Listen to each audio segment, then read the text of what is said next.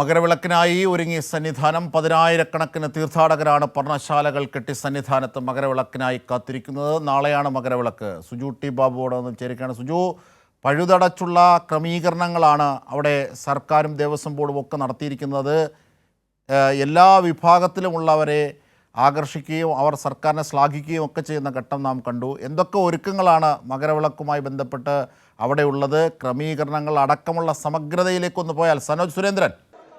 അജിംഷാദ്, മകരവിളക്കിന് വേണ്ടിയുള്ള എല്ലാവിധ ക്രമീകരണങ്ങളും ഒരുക്കങ്ങളും ശബരിമല സന്നിധാനത്ത് പൂർത്തിയായി കഴിഞ്ഞിരിക്കുകയാണ്. വലിയ തോതിലുള്ള തീർത്ഥാടകരുടെ ഒരു പ്രവാഹം എന്ന് വേണമെങ്കിൽ പറയാം. പതിനായിരക്കണക്കിന് തീർത്ഥാടകരാണ് മകരവിളക്ക് കാണുവാനും കണ്ടു തൊഴുവാനും വിവിധ ഇടങ്ങളിൽ തമ്പടിച്ച് പർണശാലകൾ കെട്ടി തമ്പടിച്ച് കാത്തിരിക്കുന്നത്. 2-3 ദിവസങ്ങൾ മുമ്പേ സന്നിധാനത്തെത്തിയ തീർത്ഥാടകരിൽ പലരും ഈ പാണ്ടിത്താവളം ഉൾപ്പെടെയുള്ള വിവിധ പ്രദേശങ്ങളിൽ, ശബരിമലയുടെ ഏറ്റവും ഉയർന്ന പ്രദേശങ്ങളിൽ, മകരവിളക്ക് കാണാൻ കഴിയുന്ന ഏറ്റവും ഉയർന്ന പ്രദേശങ്ങളിലൊക്കെ തന്നെ തീർത്ഥാടകരെ കൊണ്ട് നിറഞ്ഞു കഴിഞ്ഞിരിക്കുകയാണ്. താൽക്കാലിക ഷെഡുകൾ, പർണശാലകൾ നിർമ്മിച്ചുകൊണ്ടാണ് ഇവർ ഈ പ്രദേശങ്ങളിലൊക്കെ കാത്തിരിക്കുന്നത്. വലിയ തോതിലുള്ള തീർത്ഥാടകരുടെ തിരക്കുണ്ട്.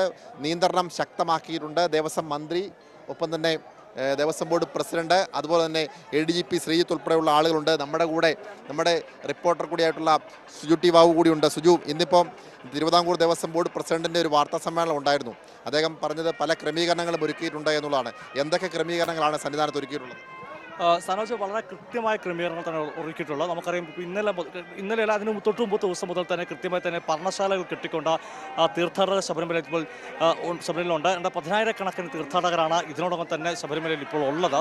ഇവർക്കെല്ലാം തന്നെ അവരെ പർണശാല ഒരുക്കുക, സുഗമമായി മകരവിളക്ക് ദർശിക്കാനുള്ള സൗകര്യമാണ് ഏർപ്പെടുത്തിയിരിക്കുന്നത്. അതിൽ ഇത്തവണ ഇവർക്ക് സ്വയമായി പാചകം ചെയ്യാനുള്ള നിയന്ത്രണമുണ്ട്. കുക്കിംഗ് അനുവദിക്കുന്നില്ല.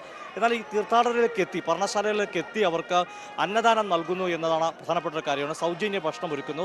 അങ്ങനെ നിയന്ത്രണങ്ങൾ തീർത്ഥാടകർക്ക് തടസ്സമാകാതെ തന്നെ അവരുടെ വിശ്വാസപരമായ ആചാരങ്ങൾ മുമ്പോട്ട് പോകാനും സഹായിക്കുന്നുണ്ട്. അല്ല, ഈ നിയന്ത്രണം എന്ന് പറയപ്പെടുന്നത് സാധാരണ മുൻ വർഷങ്ങളിലൊക്കെ തന്നെ താൽക്കാലിക സംവിധാനങ്ങൾ പർണശാലകൾ കെട്ടി തീർത്ഥാടകർ തമ്പടിക്കുകയായിരുന്നു, അവിടെ തന്നെ ഒരു പാചകം ചെയ്യുകയായിരുന്നു. ഈ തീപിടുത്തത്തിൻ്റെയൊക്കെ പശ്ചാത്തലത്തിൽ അത്തരത്തിലുള്ള അനിഷ്ട സംഭവങ്ങൾ ഒഴിവാക്കുന്നതിൻ്റെ ഭാഗമായിട്ടാണോ ഇത്തരമൊരു ക്രമീകരണം ഏർപ്പെടുത്തിയിട്ടുള്ളത്? അപ്പോൾ ഇവരുടെ ഭക്ഷണം, ഇവർക്ക് എങ്ങനെയാണ് അവിടെ ഭക്ഷണം എത്തിക്കുന്നത്? തീർച്ചയായിട്ടും തീപിടുത്തം പോലുള്ള സംഭവവികാസങ്ങൾ ഉണ്ടാകാതിരിക്കാൻ വേണ്ടിയാണ് ഇത്തരം ക്രമീകരണങ്ങൾക്ക് എത്തുന്നത്.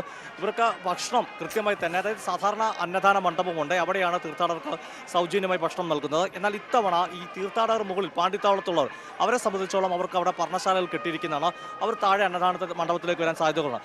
അതുകൊണ്ട് അവരുടെ അടുക്കിലേക്ക് തന്നെ ഭക്ഷണം എത്തിക്കുകയാണ്. അത് പ്രഭാത ഭക്ഷണമായിക്കോട്ടെ, ഉച്ചഭക്ഷണമായിക്കോട്ടെ, പ്രാതലായിക്കോട്ടെ, അങ്ങനെ മാത്രമല്ല ലഘുഭക്ഷണം, കുടിവെള്ളം, ചായ തുടങ്ങിയ എല്ലാ കാര്യങ്ങളും ഇവർക്ക് പാണ്ടിത്താവളം ഉൾപ്പെടെയുള്ള എല്ലാ പർണശാലയിലും എത്തിച്ചു കൊടുക്കുകയാണ് ഇത്തവണ ചെയ്തിട്ടുള്ളത്. അതായത് 2-3 ദിവസമായി കാത്തു നിൽക്കുന്ന തീർത്ഥാടകർക്ക് ഈ 2 ദിവസങ്ങളിൽ, ഇന്നും നാളെയുമായിട്ട് ഭക്ഷണം പാചകം ചെയ്യാതെ തന്നെ അവരുടെ ഇടങ്ങളിലേക്ക് ഭക്ഷണം എത്തിക്കുകയാണല്ലേ ദേവസ്വം ബോർഡ്? തീർച്ചയായിട്ടും അങ്ങനെ അവരുടെ ഇടങ്ങളിലേക്ക് തന്നെ ഭക്ഷണം എത്തിക്കുന്നു. അത് മാത്രമല്ല എല്ലാ സൗകര്യങ്ങളും ഈ തീർത്ഥാടന കാലം ആരംഭിച്ച മുതൽ തന്നെ തീർത്ഥാടകരെ സംബന്ധിച്ചിടത്തോളം വളരെ സംതൃപ്തിയോടെ ഒരു തീർത്ഥാടനമാണ് കടന്നുപോയത്. ആ കാര്യം ഇപ്പോഴും അതുപോലെ തന്നെ സുഗമമായി പോകുന്നു എന്ന് തന്നെയാണ് നമുക്ക് എടുത്തു പറയേണ്ടതായിട്ടുള്ളത് സനോജ്. അതുപോലെ തന്നെ നാളത്തെ ഒരു ക്രമീകരണം എന്ന് പറയപ്പെടുന്നത് ഉച്ചയ്ക്ക് 12 മണി വരെ ഉള്ളൂ പമ്പയിൽ നിന്നും തീർത്ഥാടകരെ ഇങ്ങോട്ടേക്ക് കടത്തിവിടുന്നുള്ളൂ. 10 മണി വരെ ഉള്ളൂ നിലയ്ക്കലിൽ നിന്നും പമ്പയിലേക്ക് KSRTC സർവീസ് ഉള്ളൂ. ഈ ക്രമീകരണം, ഈ തിരുവാഭരണ ഘോഷയാത്ര കൂടി കടന്നു വരുന്ന പാത കൂടുതൽ സുഖകരമായി മറ്റ് തടസ്സങ്ങളൊന്നുമില്ലാതെ തിരുവാഭരണ ഘോഷയാത്രയിൽ കടന്നു വരുന്നതിൻ്റെ ഭാഗമായിട്ടാണോ ഇത്തരമൊരു ക്രമീകരണം ഒരുക്കിയിട്ടുള്ളത്? തീർച്ചയായിട്ടും അത്തരത്തിലൊരു ക്രമീകരണമാണ് ഏർപ്പെടുത്തിയിരിക്കുന്നത്. കാരണം തിരുവാഭരണ ഘോഷയാത്ര സുഗമമായി എത്തുക എന്നുള്ളത്. അതുകൊണ്ടാണ് വെർച്വൽ ക്യൂ ബുക്കിങ്ങിൽ ഇന്നലെയും നാളെയൊക്കെ തന്നെ നിയന്ത്രണമുള്ളത്. അതുപോലെ സ്പോട്ട് ബുക്കിംഗ് നാളെയും 1000 പേർക്കായിട്ടാണ് കുറച്ചിരിക്കുന്നത്. അധികം ആളുകൾക്ക് സ്പോട്ട് ബുക്കിംഗ് മുഖേന എത്താൻ സാധ്യമല്ല. ഇതെല്ലാം തന്നെ തിരുവാഭരണ ഘോഷയാത്ര സുഗമമായി നടക്കുക, അതുപോലെ തന്നെ ഏറ്റവും പ്രധാനപ്പെട്ട തീർത്ഥാടക ലക്ഷങ്ങൾ കാത്തിരിക്കുന്നതും മകരസംക്രമ സന്ധ്യയിൽ അയ്യപ്പന് തിരുവാഭരണം ചാർത്തിയുള്ള ദീപാരാധനയും അതുപോലെ മകരജ്യോതിയും മകരവിളക്കും എല്ലാം തന്നെയാണ്. ഇതെല്ലാം കാണുവാൻ കൃത്യമായ സംവിധാനമാണ്. അതൊരു സമയത്ത് എടുത്തു പറയേണ്ട പോലീസിൻ്റെ ഇത്തവണത്തെ ഒരു സംവിധാനങ്ങൾ, അതിനെക്കൂടി സനോജ് ഒന്ന് പറയുക. വലിയ തോതിലുള്ള ഒരു പോലീസ് സന്നാഹം തന്നെ ഇവിടെ ഉണ്ട്. 5000-ലേറെ പോലീസുകാരുടെ ഒരു സേനയാണ് ഈ തീർത്ഥാടനവുമായി ബന്ധപ്പെട്ടുകൊണ്ട് വിന്യസിച്ചിട്ടുള്ളത്. ADGP ശ്രീജിത്ത് ഇവിടെ നേരിട്ട് മേൽനോട്ടം വഹിക്കുകയാണ്. വിവിധ DYSPമാർക്ക് ചുമതല കൊടുത്തിട്ടുണ്ട്. നമ്മളിപ്പോൾ സിജു കഴിഞ്ഞ കുറച്ച് ദിവസം ഇവിടെ ഉണ്ട്. ഞാൻ ഇന്നലെ വൈകുന്നേരം വന്നു.